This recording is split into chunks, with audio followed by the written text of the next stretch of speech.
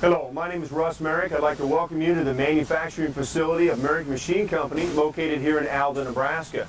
Today what we have for you is in our Ruvo product line, we're going to demonstrate our 2260, which is our stair wedge machine. Stair wedge is a saw device, cuts wedges for stairs or in the construction business on wall panels, highly utilized. One of the things that we ask that you actually send us a sample of the wedge that you're looking to manufacture, especially if you're looking for wedges in your wall panel operations and even stairs. Go ahead and send us those samples. We can configure the machine to go ahead and cut what size wedges you're looking for, whether they're wider, narrower, and so forth.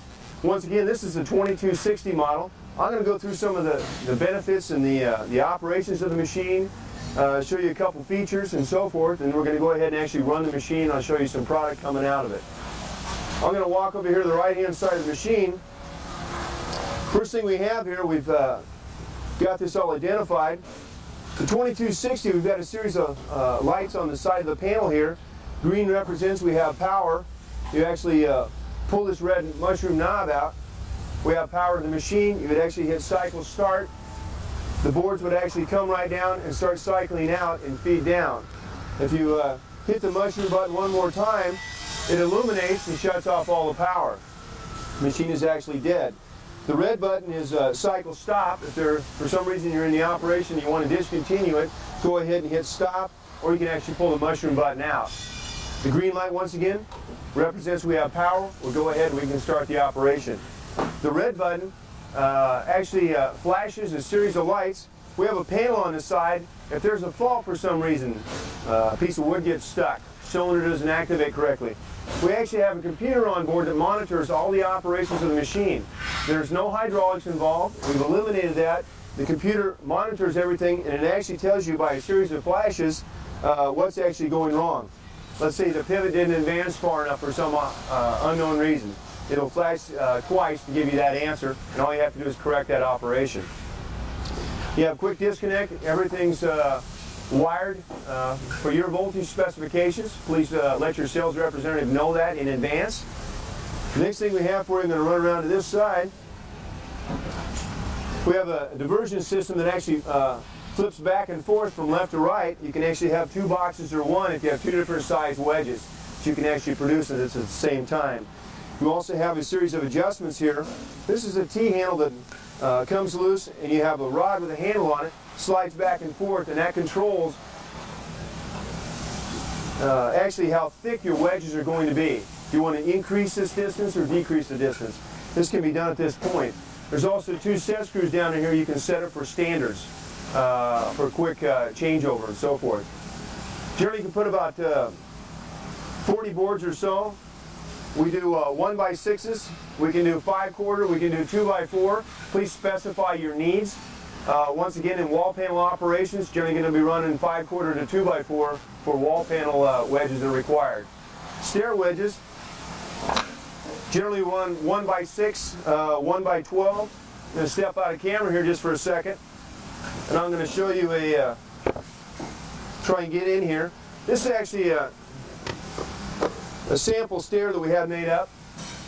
You can see the rise and the run and so forth. I'm going to flip it over so I can show you the wedges. Remember what side the camera's on here. You can actually see the wedges are actually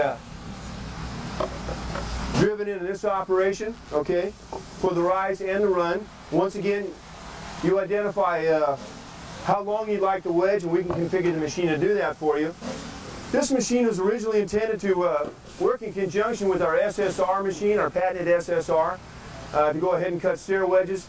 The idea is to go ahead and put a bundle of material in here. It's going to run for approximately 20 minutes, all automatic. Dump everything into the box and away you go. Now you don't have to have somebody stand over by a saw, hand sawing each individual wedge and worrying about safety. Fingers are an important issue as far as insurance goes. They cost a lot of money to replace if somebody gets hurt or cuts one off. So the stair wedge is actually a good OSHA saving device for that matter. Now we actually have two vacuum ports that come standard with the machine. We have one off to the right hand side, and we have one that actually comes up through the bottom of the machine. comes up and through the bottom and hooks inside. We have a cage device that actually collects the sawdust and transfers it to our three-phase vac system. The vac system also comes standard with the machine, and there's a quick disconnect on the back side of the machine. What's going to happen is every time you turn the power on, let me get this plugged in here real fast. Every time you turn the power on, the vac's going to come on automatic. Every time you shut the power off, the vac's going to shut off automatic. Those are one of the features that we've actually incorporated into the machine. One more thing here. I'm going to show you our leveling feed system that we have. We require the machine gets anchored to the ground. We have our standard Triad leveling system. We have a pad and a 1/8 bolt that has a 9/16 hex head cap screw on the top that's all adjustable. They actually fit in the four corners of each one of the legs. You can anchor this down. This comes standard and part of the package along with the wrench to go ahead and adjust it. Installation is not required, but it can be provided to you at additional cost. Please check with your sales representative. Okay, right off the bat, I'm going to start out here, and we're in the cycle start mode because the green light's illuminated. I'm going to go ahead and hit cycle start, which is the green button on the left-hand side where my finger is. The saws actually kick in. There's a hesitational pause real quick so the blades get up to speed. You can see the diverter flips back and forth each time. I'm going to cut in front of the camera real quick. Dumps parts back and forth. Once again, if you're going to have stair wedges that are two different dimensions, or whatever your requirements are, this is a good way to get this done. Now, I had one of the guys in the back. You can't see him because he's behind the machine, but we actually defaulted this out intentionally. Now, this is about the best way to show you what's going on. We've got a fault light going on. Now, if you count 1, 2, 3, we have 3 lights blinking. What does that mean? Well, if you come down here to the side panel, good job, Tom.